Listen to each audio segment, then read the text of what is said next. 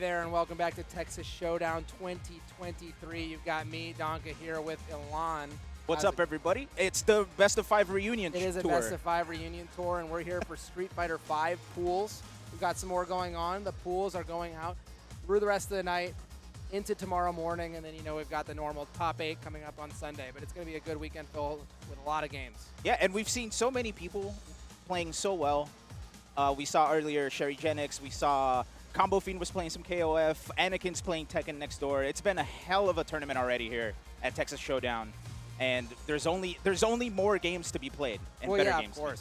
What I like about Texas Showdown, of course, is, you know, I live in Texas, Ilan lives in Texas.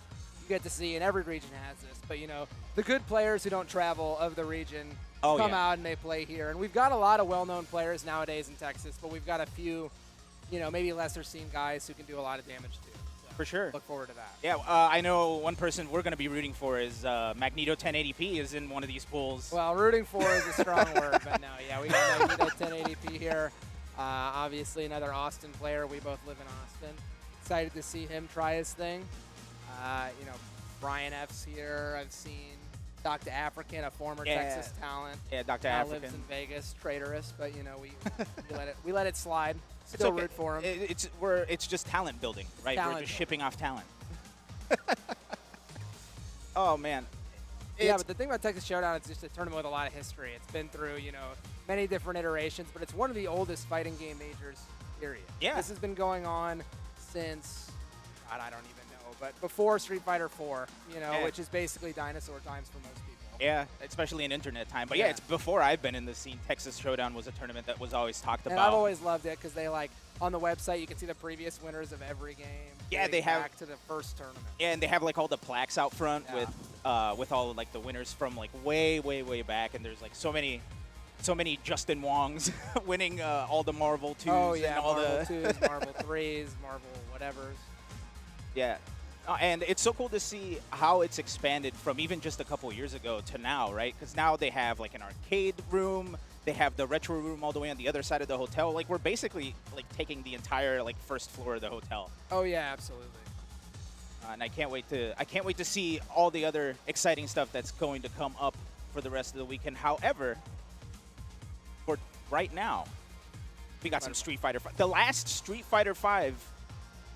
Wait. The last Street Combo Fighter Breaker is also going to be Street Fighter 5. Yes. So we're in the kind of last months. Yeah. Right also, there. I don't think it's fair to say it's going to be the last Street Fighter 5 tournament because who knows if there's going to be Street Fighter 5 next year, right? So it's the last Street Fighter 5 tournament at Texas Showdown before Street Fighter 6 launches. Of course, yeah. And I mean, it's always interesting to see games in this setup. I actually remember Texas Showdown was in a similar situation for Street Fighter 4 before Street Fighter 5 came out, and the games are so developed at this point, right? Yeah. Pretty much everybody's good. The people in your pools all do their combos. You see, you know, character specialists of every character out there.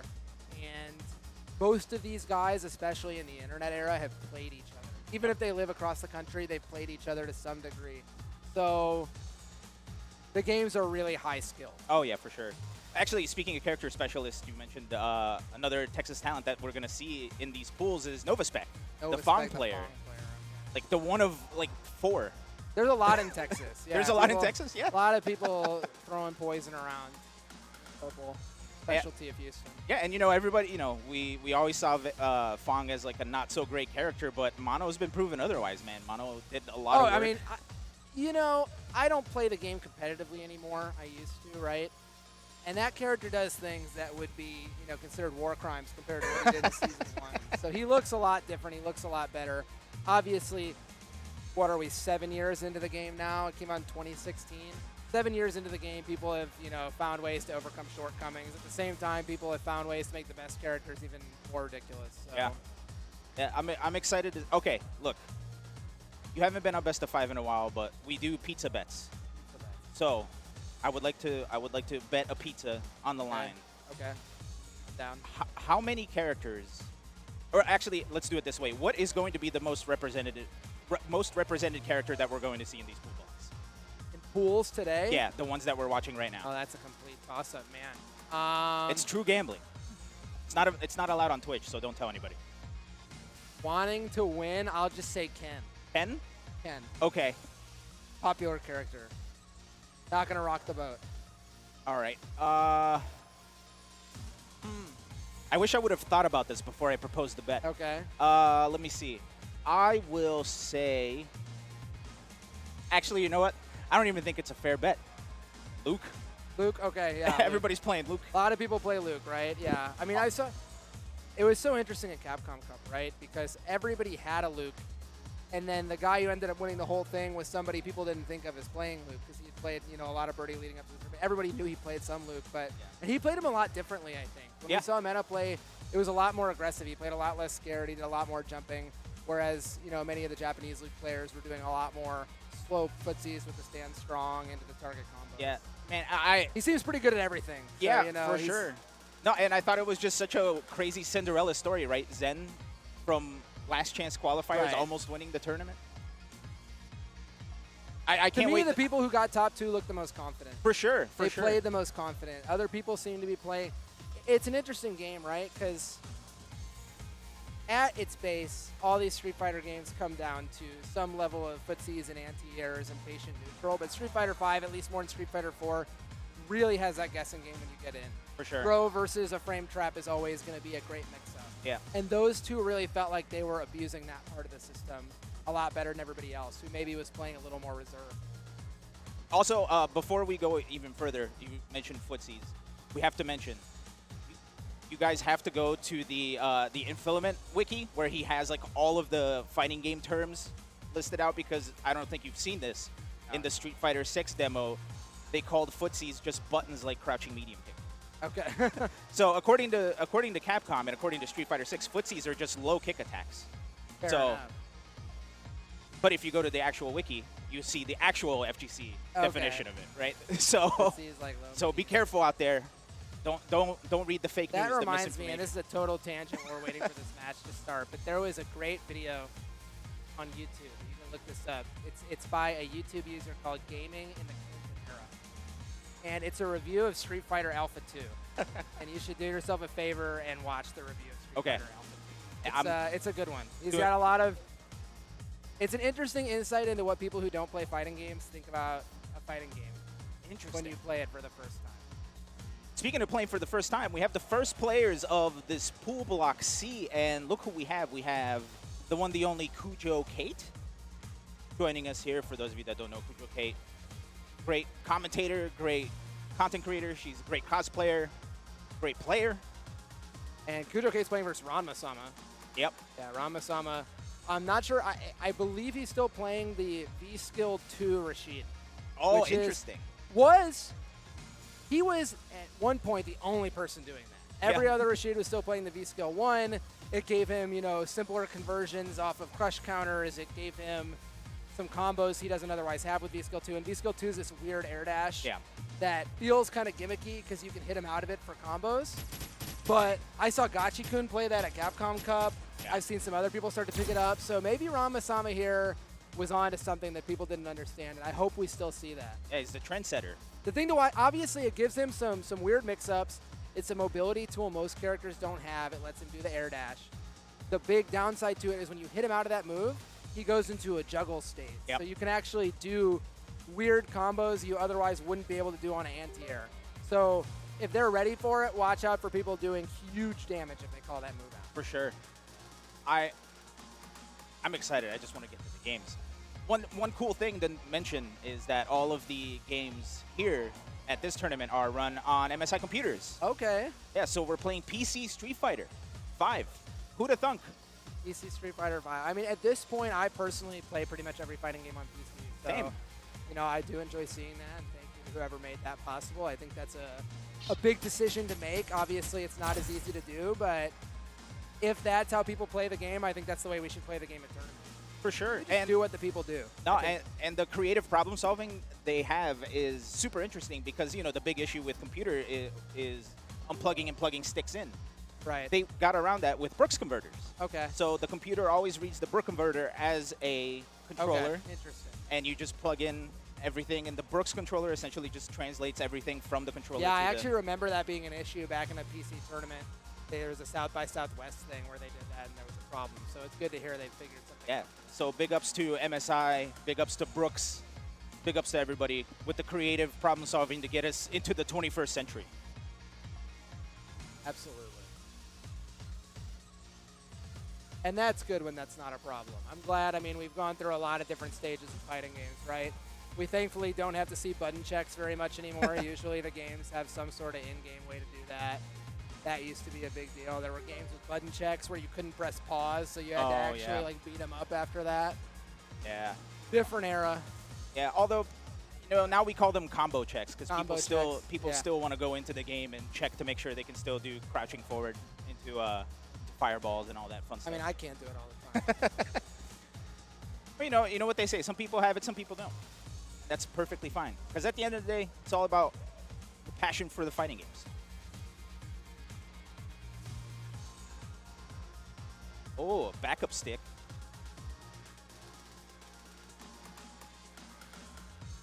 Still waiting on that. Yeah. It's like we're just figuring out some controller issues here. What's really cool is the stick that RanmaSama just got, the Victrix sticks. Those are pretty cool. They look nice, certainly. I've never used one myself. I bought one because they travel well.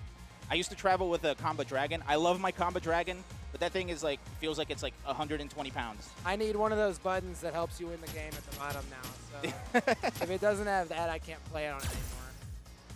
Yeah, I use the cross-up stick. Oh yeah, yeah, yeah. That's me. You gotta update the SOCD. Lets me do some buttons. I suppose it's really easy on the cross-up actually, because you can program that. There's like a software that comes with the program that lets you do like anything. So. And the cross-up is the one that has both a stick and it's got buttons the outside. and the buttons. Okay, cool. All right, speaking of button checks, here's the button checks, baby. Consider the buttons checked. Exciting. Yeah, you know, it's really funny. I was thinking back to a couple tournaments from the past where you couldn't tell if it was a button check or if it was the actual game. Yeah. Oh yeah, certainly. It was always like that was the 10-0 matchup. It's like trying to guess whether it was a button check or or the first round. All right, it is still the Rashid. Guile. Summoning a storm. Cujo Kate running the Guile. Let's see how this goes. And there it is. V-Trigger 2 for Rashid. My question is what the V skill is. It looks like he picked V skill 1 actually, so no air dash. Oh. Well, yeah, that V skill 1's gonna be used a lot to get through. Roll, yeah, it's gonna be used a lot to get through fireballs and through the Guile zoning, as it were. So seems like a good choice. Let's see how it pans out. I am Rashid of Here the it Turbulent is. Wind. Pool Block Remember C, the ladies name and gents, Texas Showdown 2023. Guile's cracking his knuckles. Let's do This is an interesting matchup. Guile obviously has the flash kick to get rid of some of the kind of tomfoolery, but Rashid is also armed with the V skill 1 and various other really good tools like that crouch pierce to knock him out of the fireball startup, and we've seen 2 counter hits already. Up and no flash kick. RanmaSama just staying in there this whole time. And here is Cujo Kate in the corner. Can she get out? Yep, just gets out, jumps out. One of the most disheartening things is when you have a guy on the corner and he jumps out. Absolutely. Okay. Looked like a missed flash kick there. There it is. Blocked from RanmaSama. Big combo. Spends 1 meter. One more mix-up here should do it. There it is. You'll see a lot of those meaty cross-ups versus Guile. If he does a reversal flash kick, he'll just go right under it. So it's a good generic maneuver versus Guile. He has some answers, but they're not the straightforward ones. Yep, and there's there's the V skill going under the Sonic Booms. That's what we were watching out for. Okay, another catches the start of the Sonic Boom again. Nice heavy tornado anti-air. And I love RanmaSama's spacing. He's staying right outside, right into that the halal hands range. That crouching fierce. Oh, and fakes out the cross-up again. Rashid with that unorthodox wall jump. Instead of jumping high off the wall, he jumps right down, immediately crossing you back up, keeping you in the corner, and in this case, hitting Cujo Kate for a quick 2 rounds. Yeah, and it's especially terrible for Guile because that ruins the charge because he's switching sides. Yeah. So if you're trying to sit there down back and get the Sonic Boom, you're going to lose that. Oh, here Overhead. Okay, nice little setup from Kate. RanmaSama is just unrelenting. Oh, tried to get set a Sonic Boom there. Good throw from Cujo Kate trying to push Rashid in the corner. Okay, such low recovery on the Sonic Boom, doesn't get punished from the jump. Good anti-air from RanmaSama. Big confirm. Oh, tried to go for a throw. Didn't quite get it. what happens here in the corner. Yep, and going for that pretty much every time, and Kate not seeming to know the answer. Banana head for everybody. Yeah, it's an awkward timing, as you said. If they're waiting for that flash kick, they get changed up on sides. It screws up their charge. Very annoying to deal with. Banana's already knocked off. Cujo Kate is really trying to get Rashid off of Guile here, but it's just not working. RanmaSama just unrelenting pressure. Cujo Kate already in the corner. Frame trap and the cross up again. If it works, keep doing it. One more hit. Time. There it is. That should be it. We've got a super. We can do any sort of combo. Don't even need it. There we are. And a quick 2-0 from RanmaSama over Cujo Kate.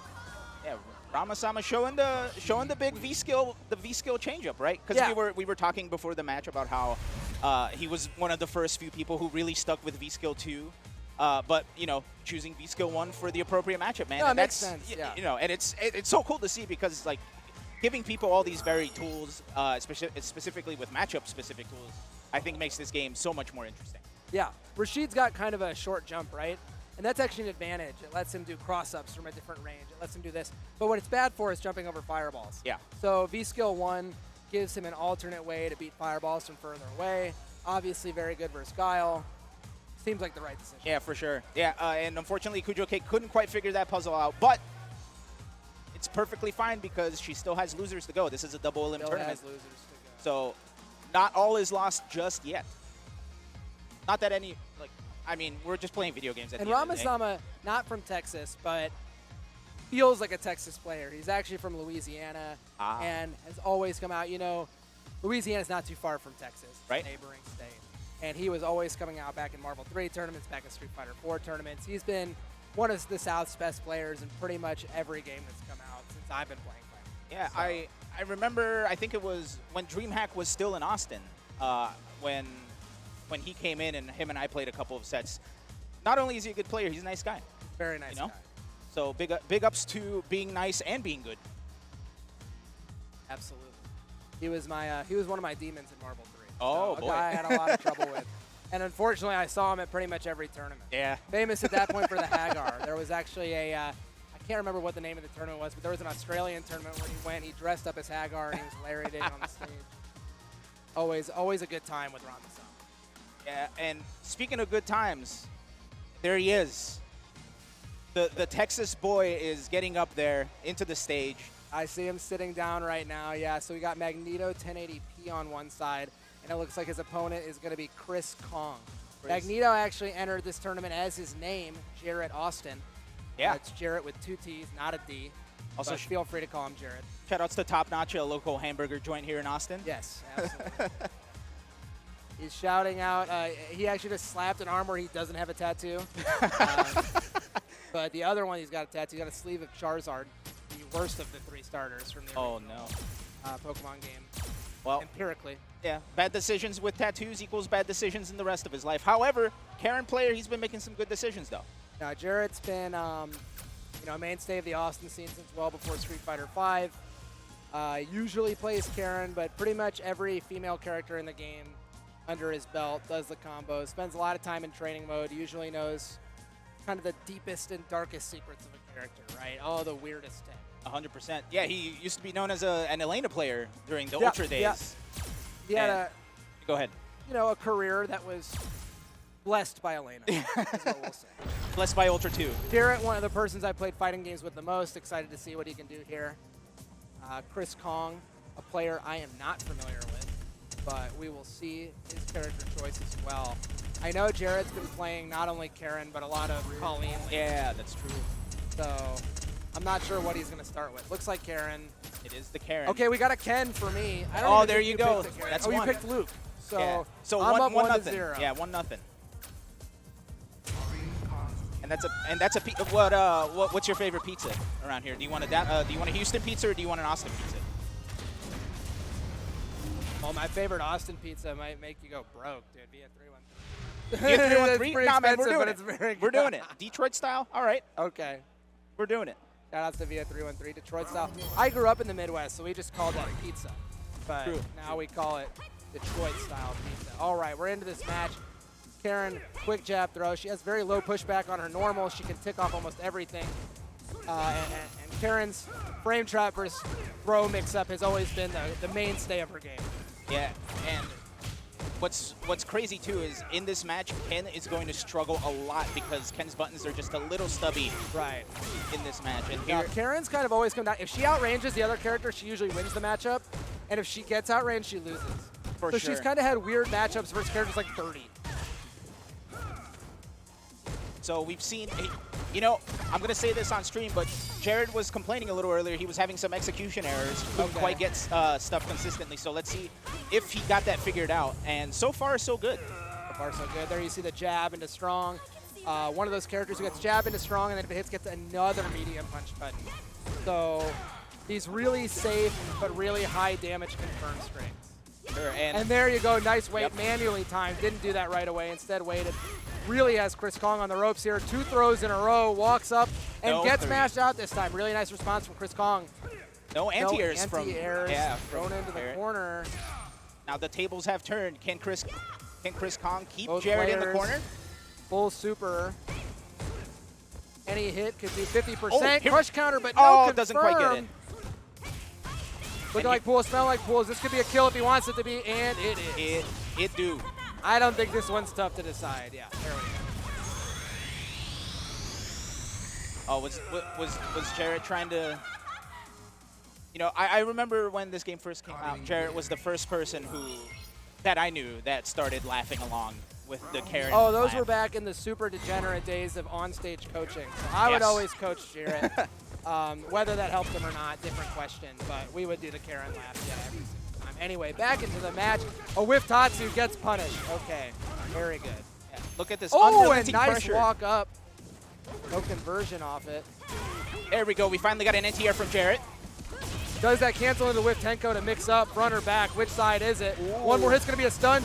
Guesses the DP, but backdashes not out of range. Instead getting hit. No anti-air again. Krys Right Kong. into the throw. Yeah, Krys Kong pushing it. Can he push Jarrett all the way to the corner? Doesn't look like it. Let's see what happens here. Can Krys Kong withstand the pressure that is the Karin? And remember, Jarrett already has shown that he will spend the meter to get under fireballs. He tried there, just didn't quite get it at the right timing. Absolutely. Still in V-trigger. That's a plus move at the end. She's got the mix-up between a frame trap, a plus move, a high, and even a low. Oh, here we go. One more hit for each person. Krys Kong taking it to the air. Oh, catches the dash with an EX Fireball and gets the round. Krys Kong showing signs of life. EX Fireball is like from Showdows is just like always a strong move in every game. It's this giant, super fast poke. Usually gives you a knockdown. Yeah, and with Karin, she has to spend that meter to get under fireball. So he got quite lucky there that Jarrett did not spend the meter trying to get in with that command dash. Walks under, dash up throw. Krys Kong not really contesting these dashes. Okay, finally There it 6 out of is. normal there. There it is, Very spending nice. the meter. And that has to feel doubly bad for Krys Kong here because he spent the meter on the fireball as well. But Okay, now a he has knockdown with the back heavy kick. And very nice conversion here. We're going to get a knockdown. Okay, Okay. same side. This isn't quite going to stun or kill, but next hit probably will. Oh no! Drops the combo. This might just kill itself. Okay, and some spaghetti on the floor. Jarrett Austin taking her around from the grave. I see a grimace on his face from the secondary camera. That said, 1-1 in rounds 1-0. Yeah, Krys in Kong matches. snatching defeat from the jaws of victory right there. Absolutely. That's exactly what he did. Good Okay, anti-air. finally blocks the same side, but mashes on the frame trap. Krys Kong has to be careful with those fireballs. Jarrett is really good at reacting to them. And now Jarrett in the corner. Or I do like Krys Kong is now swinging after these block strings. You can tell that he's ready for a dash. There's that medium punch. He's looking to check that. Okay, Oh, but no. swinging even on block is not a good idea. Yeah. Gets you punished here, and this could be it with a cancel into Tenko. That should be it for Jarrett. 2-0 over Krys Kong. That's so unfortunate. It looked like he wanted a fireball there, but unfortunately got the big DP. Got to go back to the lab and practice some execution drills on that one for Krys Kong. But good showing nonetheless, though. He showed signs of adaptation, which is one of the most important aspects in a fighting game, right? Oh, yeah, for sure. One interesting thing about Karin to me is, and I think it's a strength, is a lot of characters to go into super, they have to kind of change the way they do their combo. Karin can just do her normal combo into the launcher and confirm super late into the super. Yeah. I think that's a really good aspect for a fighting game character to be able to branch off at a later point, right? It's a lot easier. It's a lot more consistent. It lets you really minimize and maximize the damage you want to do in that. For sure. No, and big ups to Jarrett, man, because reacting to those fireballs and like having the wherewithal to have to spend the meter with those command dashes to go under the fireball, and not only calling it out once, but multiple times during the set was very impressive. It's difficult and it's high risk, but it's one of the highest reward options. 100%.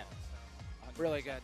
It is a little expensive, but, you know, like you were saying, man, you get a lot of damage, and it gives you an opportunity to, you know, push him into the corner, gives you an opportunity to, you know, get some Oki, gives you an opportunity to spend more meter if you want, gives you an opportunity to earn V meter. You get so much off of it. Yeah.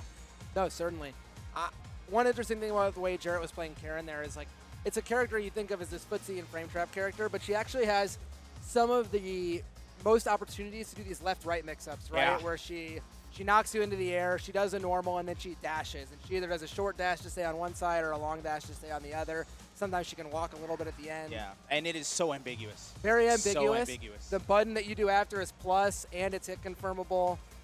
When she gets a hit, she's a menace. You don't see her as much anymore, obviously. Some of the most famous players to have ever played the game played Karin. Yeah. She's fallen a little out of favor lately, but still strong for the same reasons she always was. Speaking of strong, Mr. Madgear. Every time I log into Street Fighter V to play a little bit online, Mr. Madgear is always playing. And I don't know if it's because he hit his schedule and mine match up, or if he's just all in the game all the time. I'd like to believe it's the second one. He's just out there grinding. I've always, you know, he's always around these Southern tournaments. He's always around the online tournaments. He's an Abigail player. He played him when he was, you know, ubiquitous and one of the most complained about characters in the game. He plays him to this day where he plays totally differently. The character's got... I think he's one of the more interesting examples of the base skill and beat trigger selection system. Yeah. The way, which ones you pick, even depending on whether it's 1 and 2 or 1 and 1, makes him play a lot different. He's almost a zoner when he's got the tire, right? For sure, and I think that's what Madgear, or Mr. Madgear plays the most, is the tire V-skill. Right. Which is V-skill 2, if I'm not mistaken. Whereas V-skill 1 lets him have the counter that lets him anti-air certain things and react to certain things in a way he normally couldn't. So I think that's a huge success of the system when multiple different setups for V triggers and V skills are used. 100%. I haven't seen Daydreamers play too much, so hoping to get surprised. If he's picking Ken again, I'm up 2-0 right now. Oh, so no. I'm just saying. I mean, I feel like I took the easy way out, but...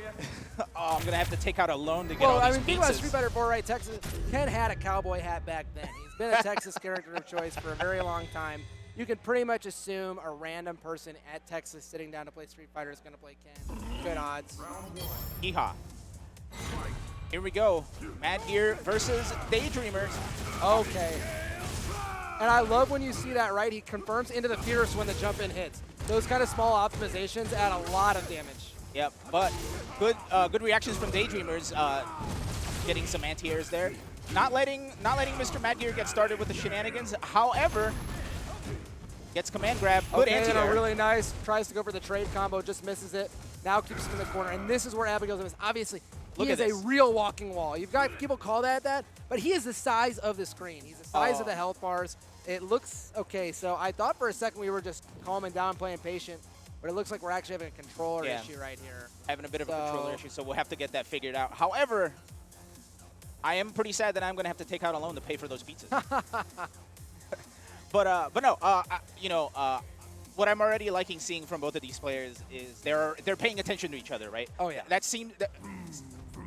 That's one of the toughest things to do, ironically, in a fighting game, is paying attention to your opponent. So seeing that that Daydreamers was already anti-airing with some Shoryukens, seeing that Mr. Madgear was getting in through all of these different options that Abigail has is going to be very interesting. So I'm looking forward to the rest of this match.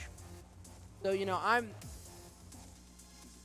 I played fighting games for a long time, and I've played a lot of them. I've played a lot of games. I've played a lot of different games. I don't know a lot about the stories. Does Abigail think he's a car? Or, like, what is, like, the story behind that? I know he makes car noises. He has tires on his hands and feet. I'll be honest, I have no idea. However, I think it's not that he thinks he's a car. I think he just, you know, like, some people really like something. Okay. I think I think cars are just his thing. He just likes cars. Yeah. Very interesting. All right. Yeah, and I mean, hey, you know. Now I played Abigail at one point when I was playing. I remember. Yeah, and he's a very fun character. For sure. I actually, you know, I think he was overtuned in that season 3 when I was playing him a lot, but the base design of him is not like the other big characters we've seen. He does have a command grab and he does have big buttons, so you can equate that to Zangief. But the way he plays is a lot more, you know, wallish, right? Yeah, 100%. He wants to walk at you. He wants to sit there and wait to see what you do, and then beat you with something else. For sure. No, and he has so many really, really interesting options, right? He has, you know, the big runs with the roll cancels. Right. Like he can he's basically a standing casino, if you will. Yeah. No, if you get, and the thing about him is you think like, oh, if he's reacting to me, I'll wait and give him space. But if you give him space, he has the run. Yeah. He has the plus on block flip. He forces you to react to him back, and pretty much dictates the pace of the game, whether he's winning or losing. Now, of course, a big disadvantage of the character is his size, right? Yeah. He gets jumped at easier than other characters, crossed up easier than other characters, and his hitbox lingers in ways that lets him get, you know, poked by things that maybe other characters don't have. Yeah. He doesn't have that invincible reversal. So when you factor all that in, his big weaknesses, you know, once you get in, you usually stay. Yeah, for sure. And I think Abigail, more than others, is a character that can be played very differently. Oh, yeah. Depending on the person, right? And it feels like a lot of the later characters in Street Fighter V are that way, whereas, you know, earlier Street Fighter characters, like, there's, like, the tried and true, whereas in the later characters like Abigail, characters like Zaku, have, you know, there's a degree of creativity to them. Oh, yeah. They are definitely very went all out. You know, you've got the character with the launcher. Yeah. You have Abigail being this gigantic character, much larger than anything we've seen in Street Fighter before. Yep. Falke has, you know, the staff and the strange fireballs, tons of different things. Yeah. The game's changed a lot as a result of that. For sure.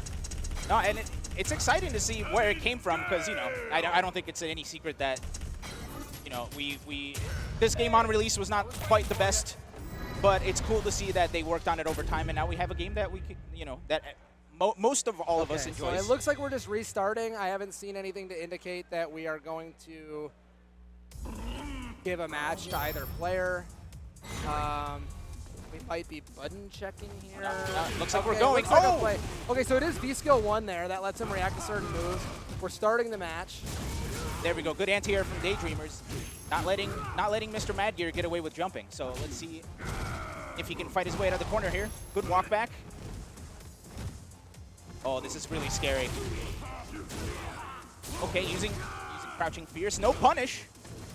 That is a punishable move. Ah! Okay, and he gets out of the corner. Combo. There's the grab. This is the big casino. Yep. Okay, dash up, gets that meaty command grab, and now mashed out on a faker setup. Really good reaction from Daydreamers. Yep, one more little dink on Ken is going to be the end of the round, but can he hang on? Good block. Cancels into the V trigger to stay safe. And so fully charged, it's an unblockable time jump. to jump very well, and a good punish. Okay, very nice from Daydreamers. Oh. Nash out the second. He gets the opportunity to a frame trap, doesn't go for it, goes for the walk, and crouch light kick hits him out. What a clutch muscle, though. He almost brought that back. Let's see where. Ooh, and the big jump into the knockdown. This is so scary. He's already at the wall. Oh, good use of that roundhouse. Okay, good anti-air. Yeah, here comes Daydreamers, try to go for the mix-up. Good jump back. Okay, so adapting quickly. He got hit by that the first 2 times, finally jumps out. Unfortunately, jumping backwards means he doesn't get the punish. But here it is. Good jump over that fierce. Now Mr. Mad Gear here on the back foot. Oh, just a little too far for that confirm there, unfortunately. But Daydreamers is not letting Mr. Mad Gear get away with jumping at all. It looks really cool. Now we're taking it to the red line. Okay, and really nice. The big thing about this V trigger is it gives him conversions into super off almost every special move. And we're in one mix-up territory here. Okay, but this might be the kill back. It's going to be close. No, doesn't go for the One combo. more hit. There it is. Daydreamers bringing it back from the brink once again. The clutch muscle on this man. Here we go, final round of game number 1. Using the EX Tatsu to get that whip punish, very good. Trying to push Abigail into the corner.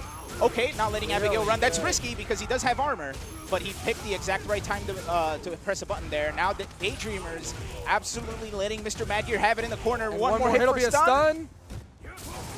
No, armor! armor's through it.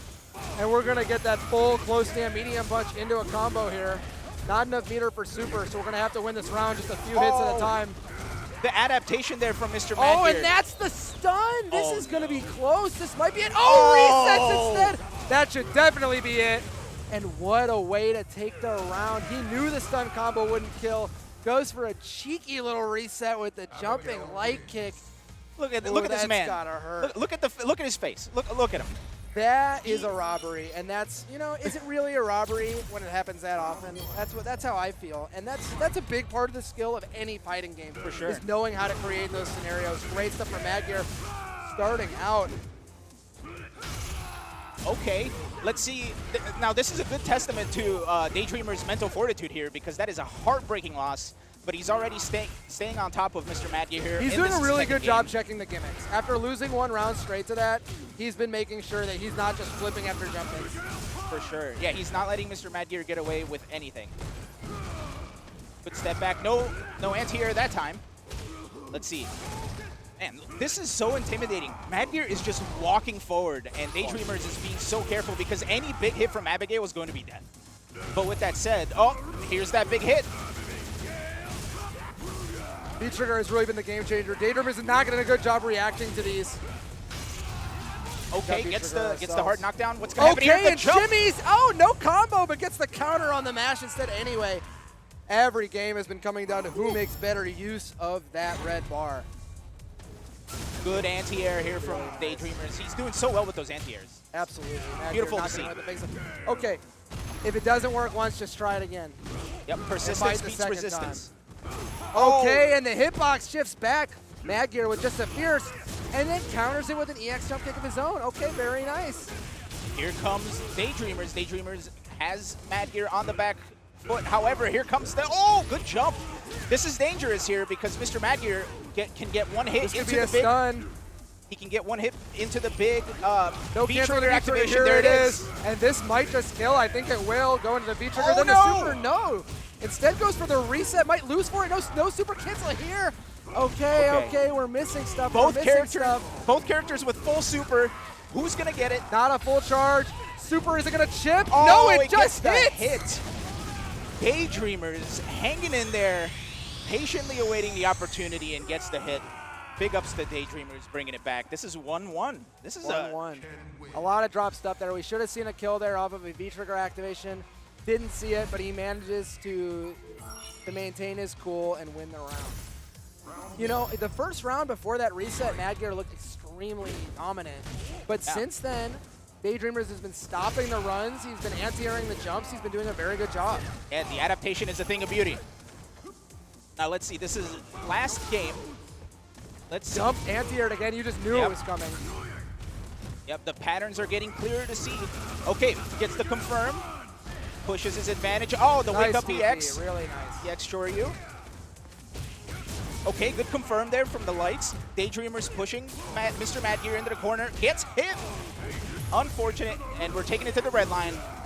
Look at all that damage. Okay, and that's not safe. Really nice punish. One more hit for stun. Cross up, low short. It looked like meter gain. It looked like that. The cross up hit on front, but he landed behind anyway. That looked dirty. I feel like I need a shower after that. Here we go. Once again, Daydreamers is spacing that roundhouse so well.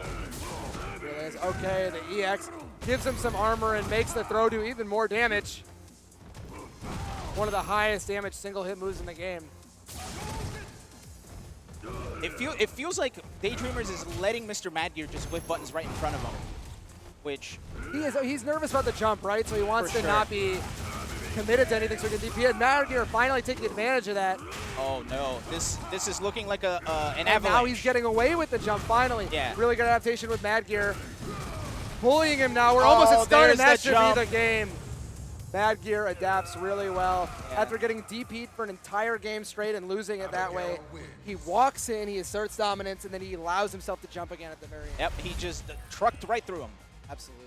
Man, that was really, man, I love fighting games, dude. Seeing people adapt to patterns. That was a good back and forth match for Seeing people, seeing Daydreamers adapt to patterns, getting really good at anti-airing, but persistence beats resistance, man. Yeah, He Mr. Madgear just wore him down to the point where he wasn't anti-airing anymore, and he just got too scared in the corner and cracked like an egg. The big thing about playing a Showdown into a character like Abigail is every time you block that jump in, that means he didn't DP. Yep. And that sounds obvious, but by getting psyched out at the end there, he allowed Madgear to get in, and Abigail has some of the strongest bully tools in the game. Yeah. He's got moves where if you wait, they're plus, right? Like the flipping punch. And then he's got a faster version of it that's not plus, but it beats you trying to mash out. 100%. There's a mini game at the end of every cancel. Yeah. And that's what the character's based around, and Madgear did a better job playing that mini game. For sure. It looked like it was a little bit of unfamiliarity with the character there from Daydreamer. So hopefully next time he'll be a little bit more confident in his decision making. Shout out to Daydreamers though. There's a few things that made me think he definitely knows the matchup. One example, right, is that you can neutral jump Abigail's throw like any other character, but you get to hit him higher up because he's taller. Yeah. So the timing to shimmy them with a jump is actually much bigger than other characters. Gotcha. And not only that, but sometimes if you hit them really high up, you're obviously less plus, right? You need more time to fall. He was using that back medium punch, a faster move, in order to make sure it comboed instead of going for the max damage with like the Very burst true. or something like Very that. true. Very So true. That makes me think he really knew the matchup. He did a good job adapting to it, but not as good a job as Mr. Madgear, who moves on the pool. Moving forward into our third match here, we have Just Pokey versus TDOTimus. Just Pokey, well known for his Falke, has played quite a lot online. You've seen him in a lot of online tournaments. We've seen him in several offline tournaments as well. 100%. Somebody that I think really rose to prominence. I'm not sure of his history with the game before Falke, but certainly what I know of him as is a Falke player. Yeah. No, and it's super fun to see somebody do so well with characters like Falke and characters like Head, because they're, that's Capcom taking a chance at something new, right? So seeing people really embrace those changes and make it their own is a thing of beauty and I to mean, see. a character like Falke, right, she's a lot different than the rest of the cast. She has a weapon. She has the positives and negatives of that. Usually longer moves, but they got more recovery. Yeah. She has fireballs that go at different angles than every other character at the game. And the dominant players at the time were playing, Season 1 and Season 2 characters we'd seen in past Street Fighters. So it kind of takes longer for characters like Falke to develop usually. And even if she was really good on release, you usually don't see those kind of characters blossom until, maybe a year or two later. That's what we're seeing with Falke. I'm ready. One of the best players in Europe plays Falke. You've got Just Pokey here making waves in America with Falke. And the addition of that V-skill too, with that bubble giving her so many good options for Oki or pressure, is something that I think really changed the character up a lot as well. And, just as I was saying, looks like Just Pokey chose that V-skill too. So we're going to see a lot of cool pressure and a lot of, hopefully, Oki situations here that TDOTimus is going to have to deal with. So let's see how. TDOTimus picking the V-trigger 2 with Guile. You don't see that a lot. Yeah. You saw it a little bit on release, and then everybody kind of went back to the Sonic Boom V-trigger. The Sonic Boom V-trigger, gives him super conversions off things, and it also lets him use the V-trigger more consistently, right? It's always good to have those little fireballs, whereas the V-trigger 2 is more situational. For sure. But it does add damage to your reads. It makes your flash kicks do more damage. It's a really great move in its own right. Yeah, and let's see how he uses it in the match. Just Pokey already stunned, has TDOTimus stunned in the corner. Falke just applying that pressure. And here comes TDOTimus putting the pressure back, bringing this game back to hopefully a more favorable situation for them. Unfortunately, gets hit with the ground fireball. Makes some jump-ins whiff, and then lets you go into a weird anti-air. Okay, goes for, oh no, unfortunate. Dive Sonic, he could have converted. That does link into the jab. Unfortunately, he was either out of range or just pressed the button too late. I see both players laughing about that. Unfortunate miss. So Just Pokey dominantly taking round number 1. And there's the big bubble. Slowly making its way through. Oh, it gets hit! That was beautiful. TDOTimus unfortunately really nice jumped right into conversion. it. We get the stun. Falke with a pretty damaging corner combo. Gets the link this time.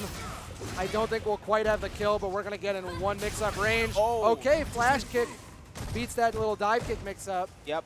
Beautiful thing about a flash kick, man. You don't have to worry about the lefts and rights. Just Pokey waiting for the just timing for the Pokey. That's absolutely true. And Guile really doesn't have a move that contests that range. Yeah, right? for sure. So you're always going to have to play around that. Falke with a lot of options that just in general annoy Guile differently than a regular character. She can jump forward and then stop her momentum with an air fireball, making the flash kick a richer option. And that kind of stuff just throws you off your game. And I can tell that's what's happening to TDOTimus right now. Let's see if TDOTimus can start finding his rhythm here. Here comes the big bubble. That bubble is scary because it is hella plus. Bubble again. And TDOTimus once again in the corner. We've seen this episode before, but activates the V trigger. Unfortunately gets hit by the fireball. One more hit. Survives. Knockdown off an air fireball. Okay, V-Shit gets caught, and there's the advantage. You get that huge damage combo. Oh, okay. what a jump. Ooh, nothing but the reset into the stun. This is a one-hit stun. No scaling on this combo. Gets And the throw. Really nice setup there. I mean, it's a risky maneuver instead of going for the combo into stun, but the combo into stun actually leaves the scaling intact. So instead going for the throw made him do more damage and got him the win there. For sure. Showing signs of life. TDOTimus is here. Let's see if he can keep adapting or if just Pokey has an answer. What to do? Yeah, it looks like TDOTimus is pushing his position just a little bit further this time around, trying to get just Pokey to question Wiz things a little kick bit into twice. Flash kick. Classic guy. Oh, and gets caught by the little mix-up after the dive kick. All right, let's. Okay, activates the V trigger here. What's the situation here? Just Pokey staying at the optimal range. Goes under the Sonic Boom. He was waiting for it. There it is. A long flash kick. Doesn't actually combo into the little Sonic Boom that comes off the foot. We've still got like one more flash kick worth of V trigger. Oh, using that V skill to get over Sonic. the ground fireballs is very interesting. Waiting for it, but no. The invincibility runs out, and flash kick gets stuffed by the air fireball. Yep, that is one of the big tools that is going to ruin a lot of anti-airs in this game is that air fireball. Here, TDOTimus has to win this round to survive. Just Pokey on match point. And TDOTimus, again, trying to push the pressure to get himself away from the corner here because he's getting very close, but just Pokey is poking him in there. Pushing him backwards. This looks very dominant. One more hit for stun. Oh, Okay, the the unfortunate trade. This should be it. The combo is landed 2-0. Pokey wins. And heartbreaking trade. Heartbreaking trade for the stun there. But man, that character is so difficult to deal with when you're playing Guile, man. It just feels like, even though Guile, you know, a character that has traditionally always had a lot of tools, will have a lot of tools, but she just has the same tools just a little bit farther away. No, she's tricky, right? And if your Guile, like, charges a resource, you have to have held down for a certain amount of time to flash kick. And so if you give it up because you think they're going to throw that fireball instead, you can't flash kick again. And Pokey playing around that. You'd see him jump an air fireball, see TDOTimus stand up, and then use that as the time to jump instead. For sure. Yep. And these matches have been pretty hot, and they're only going to get hotter, but unfortunately we do have to go to a quick break. So we'll be right back after these messages. We're back again at Texas Showdown here in 2023, Houston, Texas, with more Street Fighter V pools. I think we're going to be seeing some of the same pools, so you're going to be seeing the players who have won your previous matches go a little bit deeper into the bracket. I'm Donka here with Alon. Yeah, the Best of 5 reunion tour keeps on rocking through Pool C here in Texas Showdown 2023. I cannot wait for this next match because the Austin boy is back. Yes, it is Jarrett Austin, same name as the city. He likes to point that out.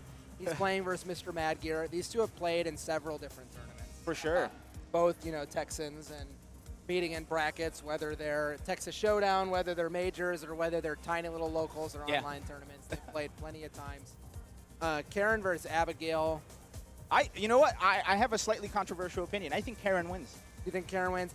I won't go so far as to say either character wins right now, just because things have changed a lot over the matchup, and you know, depending on what's happened with buffs and nerfs and the characters. But what I will say is, it's extremely dominant for Karin when she has offense, but the neutral is, you know, favored to Abigail in my opinion. The big caveat is V trigger to Karin. Yes. Because she can get one of those parries like in the middle of Abigail's strings. Absolutely. So anytime right? you see Abigail even starting to do the flip, you can react to it. It's reactable. Anytime you see him starting to wind up the big fierce, it's reactable. So I don't think Jarrett is somebody who is going to be picking V-Trigger 2 for Karin, mostly because nobody picks V-Trigger 2 for Karin because it is the parry. But I'm excited to see how this matchup goes since these two know each other and have played with each other so much. Yeah. I can't wait. And of course, Jarrett, got to warm up his hands. I'm quite sure that Maggie will play Abigail. There's a chance that Jarrett here picks somebody different. He has a bunch of different characters. Looks like he's going to at least start out with Karin. Okay. Yeah, that's right. He has a Kolin. He has a little bit of a Cammy. He at least pretends he does. Yes. Well, don't we all? That's very true. Very, very true. So it's the same setup for Mad Gear. V skill 1 for the parry. Good for, guessing and footsies, good for cross-ups, and the V-Trigger 2, which gives him, I think, a much more consistent option than the V-Trigger 1. For sure, for sure. And Jarrett rocking with the 1-1, the tried and true. Let's see how this matchup goes down. And, I think my favorite part about this level is the meme that somebody replaced the Buddha's head with Yipes' head. So I like thinking that Yipes is just back there watching every match that happens here. But the dance has started. They're feeling each other out, seeing how each other are playing today. Okay, so the dash in works, gets the jab check into the throw. Okay. Oh, Jarrett tried it. Unfortunately, just wasn't quite there. Great, not too bad. Okay, nice punish on the sweep of his own. And the Tenko, okay. Didn't think it was going to hit. Yep, it was very smart of him to actually cancel into the Tenko and the EX Tenko on top of that because he was guaranteed that hit a little bit sooner. Really nice. The good thing about V-Skill 1 for Karin is that even on block or on hit, it builds V-Bar, already has that even just at half life. Really even right now.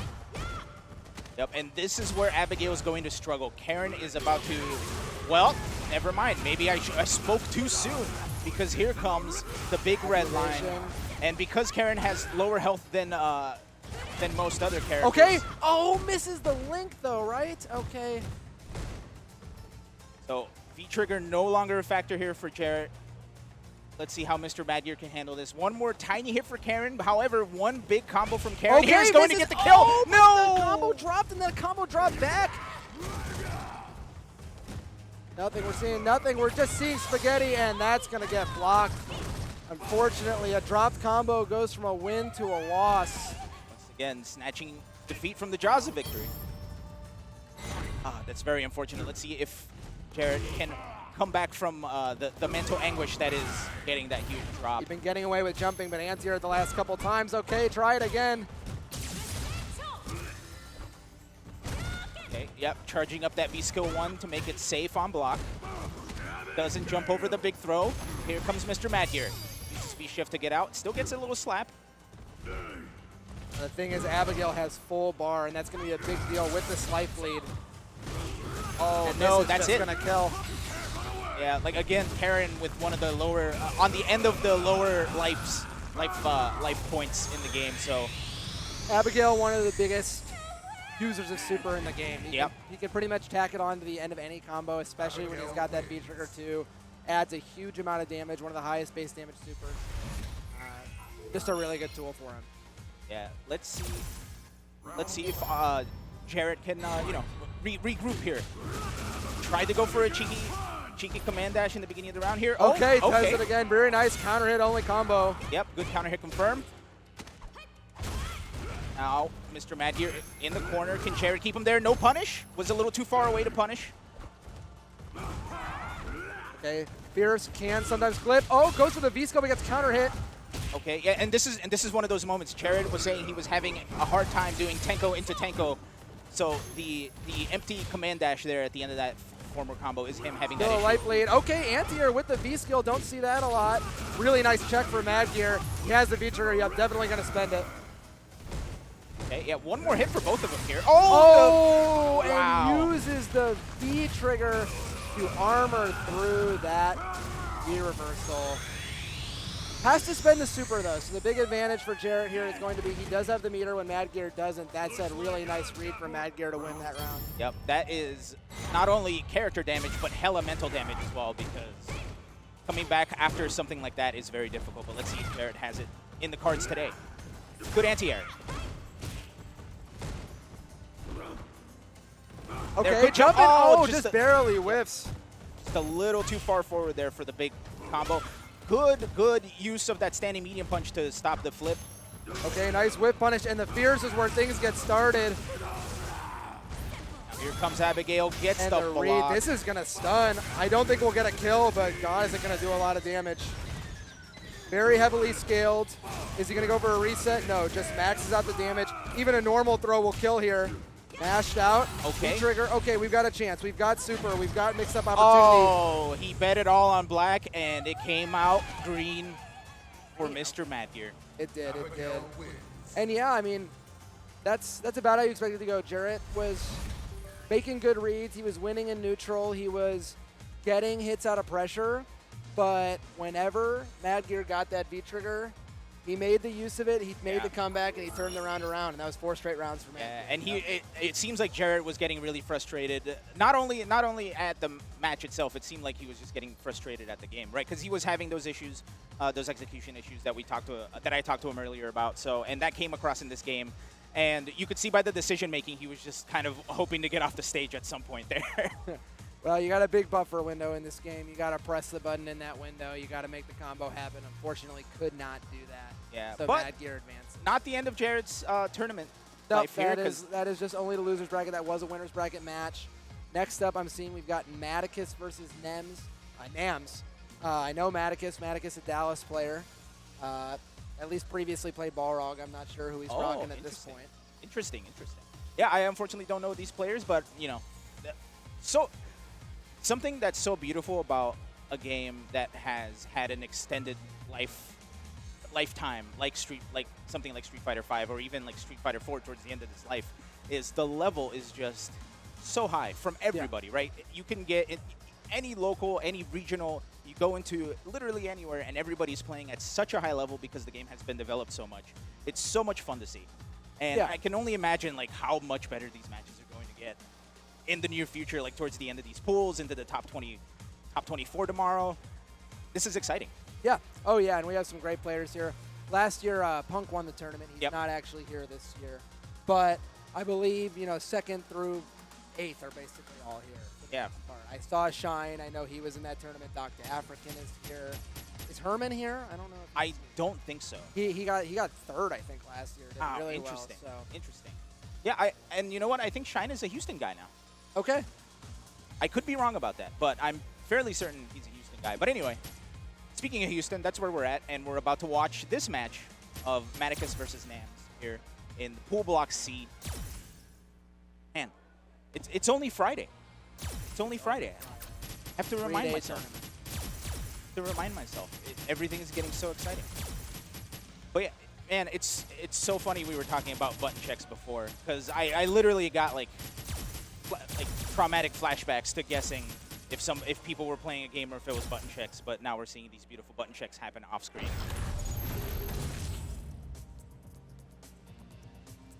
See, we're playing on the King's Court again. And Yipes overlooking the tournament. Sakura pick, and it is the Balrog. He's been playing that character since Street Fighter 4. Okay. At the very least. This is a super interesting matchup because, again, Balrog has gigantic buttons, right? And Sakura, not known for, her big extensions, right? Her buttons seem to be very stubby. However, once she gets in, it's like a bee. So Sakura does have Sakura's big button in every game is usually the stand light kick. Yep. It's like it's a fast normal, it's long, and it cancels despite being a long light into a combo, which is not normally a move characters have access to. But outside of that, very stubby. A character with access to a lot of tools, not usually the best version of any of them, but a Showdown in her own right. Yep, and it looks like Nams is using V-Trigger 2. No, I'm sorry, V-Skill 2, which is, if I'm not mistaken, the flip. Right. And there's that stand light kick into the DP. Gets a knockdown. Already pushing Balrog to the corner, and the meaty hits. We're going to get a big corner combo. One hit from stun, and the throw's going to stun. This is going to be a lot of damage. Yep. Not going to get the kill, but one more mix-up here is going to do it. Takes the throw. Good job from Mattikus trying to stay alive. Gets the overhead. Outplayed. Gets and the low. Reset. We're nearing stun ourselves. Overhead again. Overhead hits. Oh, no combo on the trade. Yep, unfortunate there. Stun bar draining, but the damage is high enough at this point, and the health low enough for Nams that just one of the right hits. Nope, nope, nope, nope, nope. Walks all the way into range. Hits with the medium, confirms into the big combo. Wow, it felt like he walked forward for him. He did walk forward for a day. That was a lot impressive. of composure right there. Especially versus Balrog, who, you know, has those big medium normals to poke with at that range. Yep, and here is Mattikus pressing the pressure onto Nams, trying to keep him from having the same kind of round he had last time around. So a little bit less respect given. Pushing Nams all the way in the corner here, trying to keep him there. Oh, he tried to punish that right there. Full bars for Sakura. We got V-Trigger and we've got the CA. Okay, there's that punish. Doesn't get it the first time. Gets it the second Ooh, time. fakes the shimmy, walks back in the throw range. Nice little check from Balrog with the jab. No cancel, though. Oh, tried to get the whiff punish on that crouching Pierce there. Didn't quite get it from full screen. But here he comes. Good anti-air from Nams. But here is Mattikus just trying to keep Nams in the corner. Uses the V reversal. Doesn't quite get it. One more little dink from Mattikus. There it is. Takes the round. We're up 1-1 here in this opening match. And Balrog has an interesting move, right? His close slight kick is a 3-frame move. It goes into a target combo, making it one of the higher damage, you know, no meter 3-frame options, but it's unsafe if you go into it. So got to make that decision every time. And there it is. There's that option. Oh, doesn't get hit by the overhead again. Nams now properly blocking. The pressure, gets the stun. I think that'll be it. Yep, and something important to note here is Mattikus reeled back when he got stunned. Usually everybody has a poker face, right? You don't want to show your cards to your opponents, but the reel was like he was reeling in a fish. Absolutely. Leaned all the way back in his chair, almost broke the chair. I'm kidding, he didn't almost break the chair. But, showing frustration a little bit. So I wonder if Nams is going to take advantage of this and keep this matchup as frustrating as possible. And you know, in the Twilight era of the SF5, right, we've seen stuns become such a big part of the meta. People know exactly what sequence of, you know, 2 combos and a throw will give them a stun. And you're seeing that come out in almost every match. Yep. It looks like Mattikus is trying to play a little bit more patient than before, and as soon as I say that, he tried jumping in. But let's see what changes here. He is trying to react to all of these buttons from full screen, but it's just not quite working out for him. Okay, there it is. Really nice whiff punish there. Catches the light kick. Oh, and the frame trap finally catching Nams mashing. Oh, follows the dash back with a crouch medium kick. That's a hard read right there. Let's see if Mattikus can keep this advantage. Oh, gets hit by the overhead, but that's okay. He's got a lot of life to give. See, look at Nams can walk forward all day, and it's so intimidating. Never have I seen a little girl like Sakura look so intimidating just walking forward towards someone like Balrog. Oh, certainly. But Mattikus pulling out the win, changing the tides here. Let's see if he can take the game and tie it up. And Mattikus' strategy really based around those EX rush punches, right? It's a safe move. It does a lot of damage on hit. It lets him get in from otherwise difficult situations. Yep, and good punish there from Nams, knowing the matchup very well, knowing that that light is going to punish the heavy dash punch. And there it is. That's how he gets in again. Nice conversion, pushing all the way to the corner, evens up the health totals. Okay, okay. Yep, Nams is trying to keep the spacing there with that light kick, but it's just not working out for him. Looks like Mattikus is playing around it very nice well. Frame trap. Jabs him to keep the stun bar low. Stun now, not an issue. Yet again, does the V reversal into the V trigger, giving Nams time to block. Ooh, fakes him out with the spin, hits the low. And there it is, bringing it up to 1-1 very quickly, very dominantly. That's a big, big shift from the first game there for Mattikus. His V-trigger mix-ups have all been hitting. He's been canceling things into V-scale. He's gone low. He's gone overhead. It's hit pretty much every time. Yeah. So, obviously, if Balrog does the overhead and you block it, it's punishable. And if he does the low, you can mash out. Yeah. So, It's an interesting mix of options, but it's pretty difficult to react to, and you can certainly get away with it. And the reward's quite high for doing so. Sure. And this is it. Final match of this losers pool match. Well, wording's not my strong suit today, but the crush counter is Nam's strong suit here. Oh, another whiff throw right in front of Mattikus' face that goes Okay, unpunished. whiff punish with the standing heavy kick. Okay. Got stuffed out by the jab. Mattikus making really good use of Balrog's pokes. Yeah, Mattikus seems to be letting Nams kind of do his thing a little bit, and Nams is kind of falling for Mattikus' stuff. However, Nams trying different things here, going with the Tatsus. Mattikus does not do anything without Bar. He really, really wants that EX dash. He doesn't like to make offensive decisions without it. Good V-shift there to get away from the pressure. Stop the momentum from Sakura here. There it is. The big dash punch. Almost even on the life totals here. Okay, patient. Oh, wow. Gets hit. That is going to kill. Really nice. This is going to give Nams the match point here, but you know, this match has been pretty back and forth, so we'll see if Mattikus can bring this back into a double Luigi. So, I mean, the basis of his offense has been that dash punch. When he doesn't have the bar, he tries to space himself all the way into the regular dash punch range. Nam's finally challenging a V-skill. That's going to turn the tide to the match if he can do that every time. Ooh, the big crush counter here from Mattikus. Good anti-air. Balrog, I think, has one of the best anti-airs in the game. Yeah, both of his crouching heavy punch and his standing medium punch or standing medium kick are fantastic anti-airs. Okay, uses dash punch there, gets a counter hit. Another great anti-air. Okay. Tip range fierce, tip range dash punch. Yeah, Mattikus is doing such a good job of spacing things out so well to his advantage. Good anti-air once again.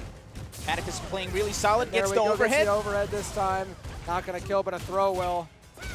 Oh no, but here comes Nams. Okay, reset into throw. Oh, Mattikus using some meter to get out and gets the big surprise low EX dash punch. Double Luigi. Final round. Indeed it is, but Sakura has almost 2 bars and Balrog with not even 1. Dump this time trades. That's in Sakura's favor. Okay, good counter hit from there from the jabs. Okay, catches the V skill. That's going to be a bunch of damage. Push Balrog into the corner. And even one V reversal or V shift with Balrog means he's probably not going to get V trigger until just the last sliver of health. Yeah, for sure. He does have the big 3-bar meter. So it's very, very difficult compared to Sakura's 2-bar here. But big hit with the EX dash punch, like you were saying. He likes saving up meter for those EX dash punches. There it is again. All of a sudden, Mattikus here on the brink of winning one more combo for him. Oh, misses. No. Okay. Nothing here. Has only a sliver of V-trigger left. V-trigger gone for Sakura. Not going to be an issue anymore. Oh, a very nice punish there on the close dash punch. This is dangerous. Oh, one more mix-up is going to do it for both of them. Good tech. Balrog does have V-trigger. It is fully loaded. Oh, blocks the DP. That should be a kill. Nice full jump in punish. Wow. Super good composure. With the nerfs to crush counters that happened in the later seasons of Street Fighter, the best way to punish a DP is to do a jump in. For sure. And well, I don't think he needed it there. It shows a lot of composure to go for it there in the corner. And Yeah, great absolutely. Stuff. Yeah, man, his mental fortitude is so strong, right? Because he started on the terrible foot. He lost that first game very, very convincingly. Brought it back in the second game and almost lost the last match here with that first round because it looked a little rough, but he managed to bring it all the way back. So big ups to Mattikus. Yeah, certainly. And what you saw there at the end, that interaction, right? So Balrog has V-trigger loaded, but it's not spent yet. And Sakura's in the corner, and they're both at low enough health that one more hit's going to kill. Sakura's looking to DP, not because totally desperate, but because they think this guy really wants to activate that V-trigger. So super smart of Mattikus to know that might be coming, to block, to wait, get that EXDP and win the game. For sure. And because once you block, you don't want to block a V-trigger normal. You don't want to be minus with one hit to win versus Balrog. Yeah. So the DP, you know, it made perfect sense, but because it made perfect sense, it makes the read easier. And that's, you know, how 100%. fighting games work. Yep. He read the read. He read until the end of the book. And I think this might be winners finals of the pool. It is Pokey versus Mr. Mad Gear. Now this is going to be an interesting one. This, of course, I don't think I've seen the Falke Abigail matchup too often. So Falke, you know, a tricky zoning type character. For Sure. It's easy to say that zoners beat grapplers, right? But it really depends on the game. Yeah. They- Especially with that, if he chooses to use Abigail V-Trigger too with that tire throws a wrench in so many people's game plans when they're trying to play from full screen or even like further than his buttons. So I'm excited to see this go down. This is going to be some very interesting play. And of course, we talked about just Pokey being one of the big Falke players in the U.S. in the South. Mr. Mad Gear, one of the big Abigail players here in the South as well. So this is the meeting of the giants in the end of pools here. So I cannot wait to see this match. Both players look like they have some intensity in their eyes. It looks like they're hungry. They're hungering for it. I'm assuming these two have played quite a lot. They're both still, people who play a lot of Street Fighter 5 online. For sure. Most people who are still doing that have played versus each other a number of times. For sure. This isn't a matchup you get to see at high level a lot. Yeah. Definitely, this is a treat here for people who don't get to see it all the time. Oh. I'm ready. Now begin. Okay. No, I got baited. I thought he was going for the mirror. Abigail! Still using V skill 1. So I think I saw V-Trigger, was that V-Trigger 1 or V-Trigger 2? I wasn't sure. Nope, okay, so Abigail with the same setup, Falke with the same setup. Yep. The tried and true. Man. The suspense is killing me. Let's get to the game. Expect a lot of zoning. Yeah, this is definitely going to be like whoever gets in. If Abigail can get in, he wins. If Falke can keep him out, she wins. It's going to be a very interesting set of exchanges here. Oh no! See, and that's the thing, man. Falke has those crazy buttons. And Uses the armor. Wow. And that would usually be to jump in, but this character can extend her airtime so much. Really nice anti-airs with the trip guard. V-Trigger gonna get the knockdown here. Good use of the V-shift there, but unfortunately just whiffs on the follow-up. Okay. Oh, doesn't stay in the air long enough Oh, though. DP no. baited. With the V-Trigger, is this gonna stun? No. It Yes, is. it is. Yeah, and that is okay. the end of this round for just Pokey. Two unfortunate happenings, and that is the game for just Pokey. This V-Trigger is so good. I think it's one of the best ones left in the game. It gives Abigail, like, basically a mix-up tool off of literally everything. You can hold the charge, or you can let it go. And I'm not aware of anything Falke has that reaction beats both options. For sure. Honestly, I think maybe her only option might be super, but even that's a little shaky. Good use of the armor to get through those big buttons from Falke there. Mr. Mad Gear playing it very smart. Wakes up with the DP. Right, here comes just Pokey with the V-Trigger. It's had enough of this shenanigans. It eats the V reversal. Trigger is over for just Pokey. Okay, oh, Yeah, gets the air hit though, so no combo. Yeah, using that armor is so smart from Mr. Mad Gear, but it just did not pan out quite so well. If he had waited 1 frame longer, Yeah. that's a stagger on the ground into a kill combo. So. 100%. And that's the second time he's done it too, Ooh, so the he's hard looking out read for it. anti-air. Okay, hit confirms. Good confirm there with the crouching forward. Here comes the V-Trigger from just Pokey, throwing Abigail into the corner. This is dangerous now. Falke is really good at keeping people in. Really Uses the nice fireball, invincible. What to do? threaded the needle through that fireball. Mad Gear beautifully. knows this matchup. He is ready for these options. He's been feeding those air fireballs. Hey, which is so interesting because you wouldn't typically think that that's how this matchup would go. Oh, but this time an EX. Wakes up with DP again. Oh my and goodness. that should be it for game one. Mad Gear pretty dominant here. Pokey never looked like he had a solid footing. For At sure. all times, he was attempting to jump back. He was attempting to run away. He wanted that space, but every V-skill got ran through. Most of the air fireballs got ran through, and great use of the armor and the EX flip. Yeah, especially with those jump EX fireballs too. Getting through them with the multiple hits of armor was something that I think just Pokey was not quite prepared for. But let's see. Pokey looking like having more, space than he's had the entirety of the game so far. Yeah, using that big long poke. It looks like a fierce. I could be wrong about that. Oh, stops the fireball there. Good counter hit. Tried to whiff punish the fireball. Good hit, man. Mad Gear is just so good at spacing things out and stopping Pokey from doing what he wants to do. He gets There about it is 2 again. fireballs with it. Okay. He was waiting for it. He's reacting to those, so that's super dangerous. Ooh, Good and the anti-air. read. Doesn't quite kill. She has one more fireball with her V-trigger. About to run out. Yep. And the normal throw. Madgear just keeping up pressure the entire match. Wow. And Falke has no meter this round. This is looking a little grim for Pokey. For just Pokey. Okay. Playing a little bit more aggressively, And but gets no! the grab this time. So much damage. Could use a V-shift there to try to get some space. But she is just not able to get in anywhere close to Abigail.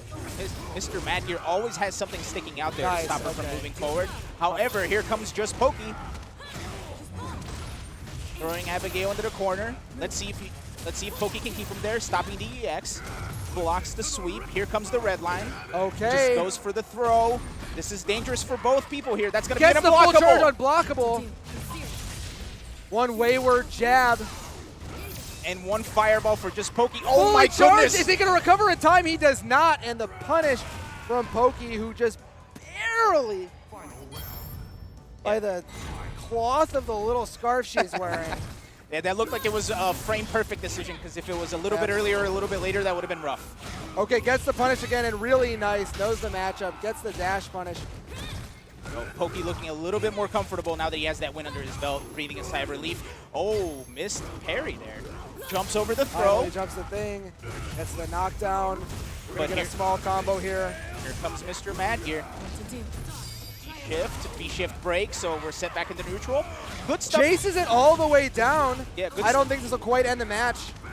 Yeah, but good stuff from just Pokey knowing to I jump don't over. know, man. We got a lot of bar, and we got a little V-trigger. That's really all you need is Abigail here. Uh-oh. Fully charged. Is it going to hit? It does. No Oh. super cancel. Oh, but is that going to be it? That's going to be it. Wow, And that's so Pokey unfortunate. has the round robbed. Oh, that's so heartbreaking. If he wasn't in the corner, that red line charge would not have hit. But unfortunately, because of the corner, there was no space for Falke to back up. You know, every single round you have to deal with that V-trigger, Yep. and that's just exhausting.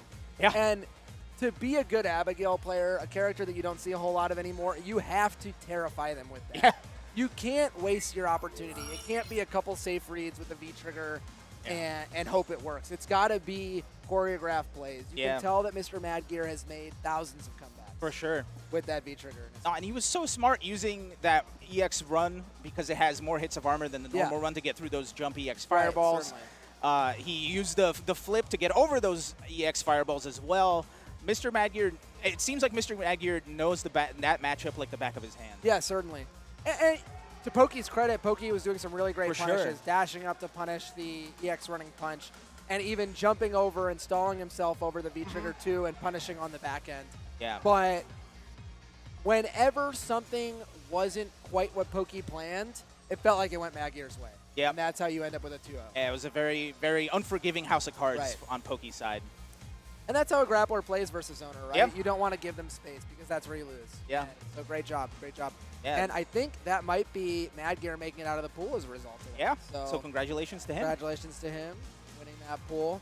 Next, we are starting a different pool. We've got FrostBite versus RXG DrunkMonkey. And RXG DrunkMonkey, the recipient of the bestie for best name of this pool block. Okay.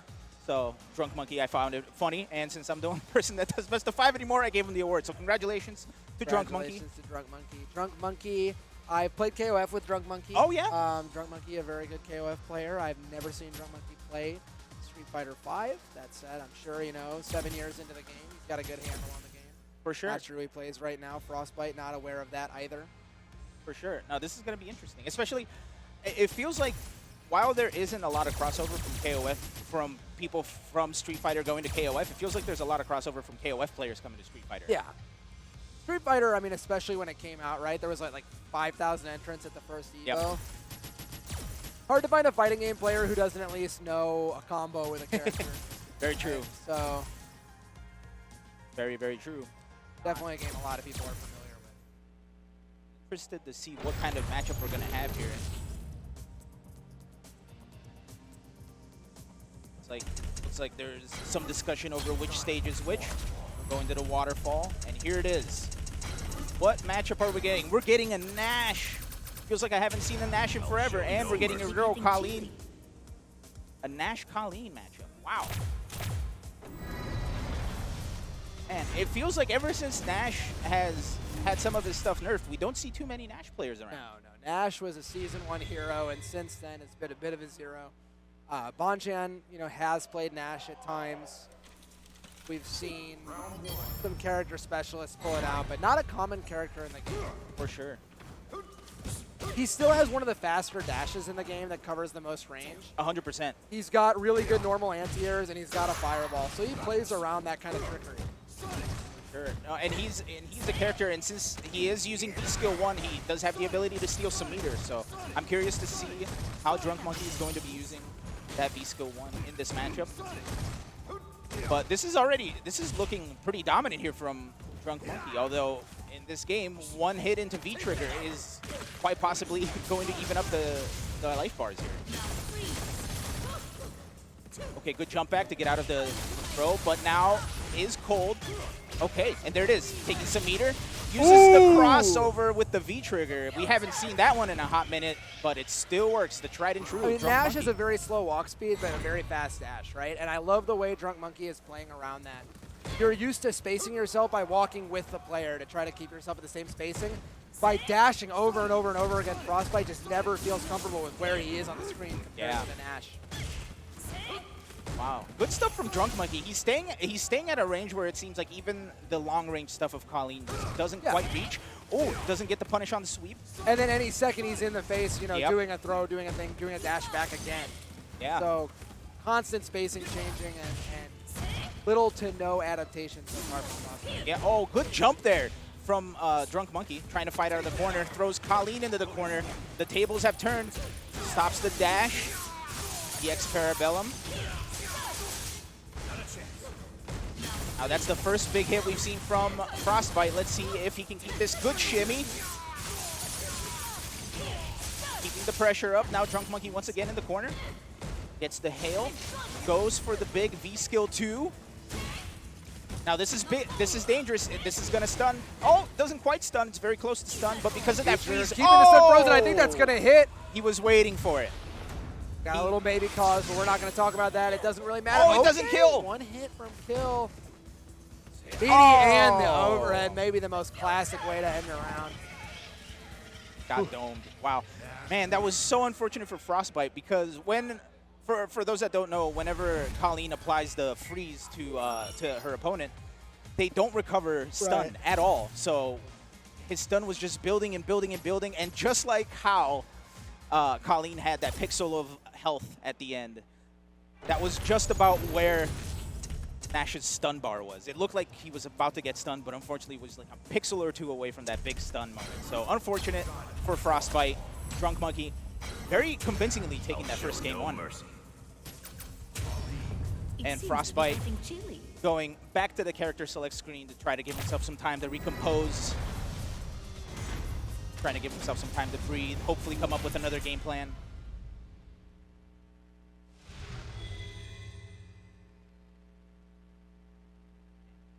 Texas Showdown 2023, man, this has been such a fun tournament already. Oh, yeah. Can't wait to see more. But here we go, match number 2. Good checking the dash from FrostBite there. Okay, applying some pressure, pushing the advantage. Oh, no punish there, whipping that scythe. Oh, big crush counter here. Okay. Yeah, FrostBite definitely changing up the game here, not letting DrunkMonkey walk all over the screen like he was doing before. Dashing up, changing up, exchanging dash instead of toward medium kick this time. Yeah.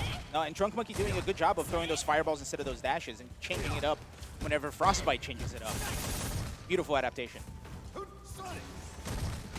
Okay, goes for the throw this time. Really nice. This is going to be a good conversion. Oh, unfortunate. Gets hit out of the pressure. However, still has the V trigger. Here we go. Big throw. V trigger. Now Nash with his own. Nash is in the V trigger one that gives him a little teleport. Oh, really nice. Neutral jump sitting there. Thought he was going to get a block string, instead countered for his trouble.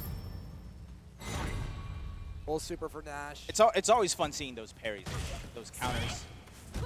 Especially when it's something like that where we're not expecting it, but it just kind of happens. Yeah, it's an important tool for Colin who doesn't have an invincible anti-air. Right. You need that in order to beat really fast, normal situations like that. Yeah. Man, look at the difference here from DrunkMonkey this time around. Being a lot more aggressive, trying to keep FrostBite guessing. I mean, his game plan really thrives with a life lead, right? Yeah. Uses the V-trigger to get out of the pressure from Colin's V-trigger is DrunkMonkey. Now DrunkMonkey trying to keep Colin away with those fireballs. Oh, Okay, one more and time. yet again, the same exact traps. Hits in front, the hail does. Ooh, tries to go for another, gets thrown. I believe that was a punish. Okay. Very smart once again from DrunkMonkey to use that V-trigger to stop that mix-up from Colin because she was going through the fireball with that dash. Dash, Colin about to get another trigger. One more man. blocked move by Gibbet, and here it is. Oh, she gets the hit. And I think that, oh no, One more doesn't go hit. into the trigger. Tries to meaty with it. Trip guards the jump in with a jet. Wow, the wherewithal to take 3 steps forward. That was scary because literally, again, another one of those situations where if Colin was either 1 pixel forward or 1 pixel backwards, that was going to be a very different outcome. Oh yeah, sir. So big ups to FrostBite with the big adaptation there. Showing signs of life, bringing this all the way down to game 3. And FrostBite isn't getting caught with a lot of these tricks. He's not mashing buttons to get caught by the dash ups. He's not getting thrown when Nash does drop in. Yeah, no, it's such a good adaptation. And again, like we were saying before, like, or ironically, paying attention to your opponent is a skill that is very difficult to come by in fighting games. So nice to see this here. But here is FrostBite. Big dominant round, gets to throw one more little mix-up here. That neutral jump not working for DrunkMonkey. FrostBite having all the answers. We've seen 2 parries and now an anti-air. Can't be doing that when she dashes back. Yeah, and you know, those parries definitely has DrunkMonkey afraid to press a button on those neutral jumps now, so FrostBite using that to their advantage. Here is the dance, waiting to see. DrunkMonkey not dashing around the way he was in game 1. At this point, FrostBite's proven he can deal with that. Let's see if this new slower strategy pays off. Okay, good spacing on the scythe, but gets counter hit again by that light medium kick, the light kick. Oh, the jump. Neutral jump caught out a different way this time. Has not worked once. Yeah, man, you can see DrunkMonkey. The parries the counters have done their work. DrunkMonkey is so afraid to press a button in the air now. Does have a full super. Colin, sorry, with only 1 EX bar. Okay. DrunkMonkey playing a little bit more patiently here, sticking out a couple more buttons. FrostBite not doing anything. Super happy to sit still here. They have the life lead. DrunkMonkey waiting. I mean, that V-trigger really uses the element of surprise, right? You can cancel off a jet. Instead, uses the meter for the T reversal. Oh, good confirm here from FrostBite. One more mix-up should do it for FrostBite. DrunkMonkey never teching those knockdowns. Oh, Doesn't want to eat the no. mix-up. And the dash back. I mean, that was the major adaptation, was using Colin's, dandy step backwards in order to throw off DrunkMonkey's space. For sure. Instead of being able to dash around the screen, Colin was constantly able to make space and then do something with it, whether it was the leap, whether it was the dash forward, whether it was a V-trigger kick of ice. Utilizes that space he created with the back step in order to dominantly come back. And using that parry to kind of throw DrunkMonkey off his game, man. Because you saw the big difference, right? Like after he got hit with 2 parries, he decided I'm not gonna press a button on my neutral jumps anymore because it's clearly not working. And that's when FrostBite started taking advantage of that, chasing him up into the air or just hitting him before he comes down.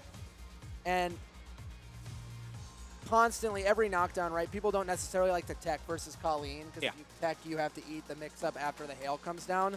But at some point, FrostBite recognized that was the case and was just waiting and doing it later. Yeah. So, important lesson about varying your options. For sure. No, that was such a fun match to watch, man. Adaptation, right? It's like those old, what was it, a Mad Cat shirt where they had like the complain, something, adapt. And like all of like the excuses, blah blah blah blah blah, was all like Mad Cat scratched out. Anyway, rip Mad Cats. To complain. Yeah, it's easier, right? RanmaSama sitting down versus Mattikus. Rashid versus Balrog. I don't think we'll see a switch from either player. RanmaSama has played a number of characters, though, throughout the history of Street Fighter V. I think he played Nakali in the first version. We saw him move to Rashid. Seen him mess around with a couple other characters. But Rashid has really been what I'd call the tried and true for him. Mattikus I've only ever seen play. For sure. And, you know, sometimes you just find that character that works with how your brain is wired, right? And it seems like both of these guys have their own version of that. So, and you know, the Rashid Balrog the matchup is super interesting, I think, because again, it's one of those matchups where you have a character who is good at controlling space, and you have a character who is good at stopping somebody else from controlling space. So it's one of those versions of like the immovable object versus the unstoppable force. So Rashid has a decently fast walk speed, and that's always a big deal in combating the way Balrog plays. If you walk out of the range of dash punch, you can whiff punish it. If you walk into the range of dash punch, you can make it either, you know, less plus or even punishable. Yeah. What Rashid does have is he has this lingering down heavy punch that lets him somehow feed up the startup for that for a crush counter. And he also has ways to vary his jump arc, which makes Balrog's otherwise infallible anti-airs sometimes lose. Right, so you can jump and dive kick to catch him out of the startup. You can jump off the wall and make the timing of his whip and punish him. Yeah, 100%. Now, it looks like he's using V skill 2 RanmaSama is this time around. Yeah, I think that makes sense versus Balrog, For right? sure. It doesn't have to deal with any He doesn't fireballs. have an invincible anti-air, so he's got to beat it in a more read-based way. 100%. And I don't know Rashid exactly of the what turbulent Balrog's doing on wind. Juggle. I think with V-Trigger, he probably has some really good ones, but without it, he's not getting as much damage as, say, a Cody. Yep, 100%. We have both players feeling themselves out here, seeing how they're playing today. Oh, no dash punch for you. What a read from RanmaSama. But here comes Mattikus, not letting him get away, getting that target combo right on wake up. And here's RanmaSama using that V skill too. Yep. He thought he was going low off the wall, went mid off the wall. Throw might stun. No, it's the back into the air dash. That's going to be just a pixel off. What side is he on? The wall, and that's going to catch him during the startup. Is this Marvel? You know, I don't want to make assumptions, but Mattikus doesn't look like a guy who knows what's going on versus his skill. Oh man, the CPM is too high. Cross-ups per minute is too damn high. But Mattikus trying to find a way of stopping the wait there. here. Yeah, and no combo there off of that. He should be doing a little conversion instead. Yeah, it's like you were saying before, that V skill 2 when anti-aired does put Rashid into that juggle state. Okay, neutral jump light kick, not something you see all the time. And again, the good spacing from RanmaSama for those halal hands, the crouching fierce. Tip it down fierce. There it is. This time, really nice conversion. Wow, what a combo. Stays. Wow, did you see that? He stepped shimmy, another air dash. Mattikus not ready, because if you just sit there and wait for a set, he's just going to get plus frames over and over and over again. Oh my goodness.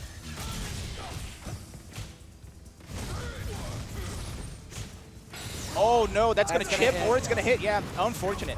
And what's terrible too is Mattikus has made some really cool decisions. Like he walked out of the corner as soon as Rashid jumped behind him to try to do what RanmaSama was doing to Cujo Kate. But that didn't matter because immediately afterwards he was in the air again and mixing him up very heavily. So unfortunate for Mattikus. Can he adapt? What? Every single time you block that V skill, you're losing. Can't be blocking it. Like this. Okay, gets the crush counter and yet again no conversion. Punch, really great anti-air. Yeah. RanmaSama really kind of making it seem like Mattikus doesn't have a lot of options here. No anti-air that time around. Okay, good hit here from Mattikus. And like you were saying before, he's always waiting for that meter to use those EX dash punches. Okay, tries the neutral jump. Sitting there, fakes 2 air dashes. Neither of them come. Okay, Mattikus getting some confidence here. Finally going for those anti-airs. Ooh, a close range dash punch gets the jab link, but no little combo after. Okay, here comes the big whirlwind of doom. Oh, the air dash with the V-Trigger 1. Wow. Giving him some extra reach. What? Into the corner, out of the corner, here and back. And Oh, no. my. Okay, you know what? Waits it out. Okay, baits the anti-air. Oh, Lord. I can so barely even unfortunate. follow this, you know, and that's the way RanmaSama is trying to play. He's trying to play a gameplay that you can't follow. By mixing up the wall jump, by mixing up the air dash, by mixing up the ways you can alter the air dash with that B trigger, he makes it extremely hard to react to, even though when you do react, the punish is big. Yeah, 100%. Yeah, and again, Mattikus showing signs of frustration, reeling back in his chair between the rounds there, so clearly it's getting to him. Good throw here. But yeah, he's just not able to keep Rashid down. Rashid is just flying around like a butterfly. That's okay. No punish there. Well, the run version of the That's right. spinning mixer is safe. I think it's -1 on block. I could be wrong about that. Man, the air mobility on this man with his spin skill. There you go. Uses the run and spinning mixer again. Tries to backdash, but gets counter hit. Here is uses the V reversal. That was very smart. That is a guaranteed V reversal there. That so is really very good smart. Oh, it doesn't punish the sweep. That could have been the kill. Rashid with no health left will die to any hit. Oh my goodness. This Okay, counter hit. is throw. dangerous. One more hit from Rashid. We have a super, and that's Oh! gonna be it. Mattikus finally got the game in striking range, but unfortunately lets it slip. RanmaSama 4 straight rounds, 2-0. Man, I'm frustrated for Mattikus. That looked annoying. You know, here's the thing, right? Did he know the matchup? I don't think so, but I've seen RanmaSama do that to people who even do. Yeah. The way you can use it's high risk in the sense that when you get anti-aired, you get hit. Yeah. But it's so difficult to actually pull off that anti-air that the risk is skewed a little bit.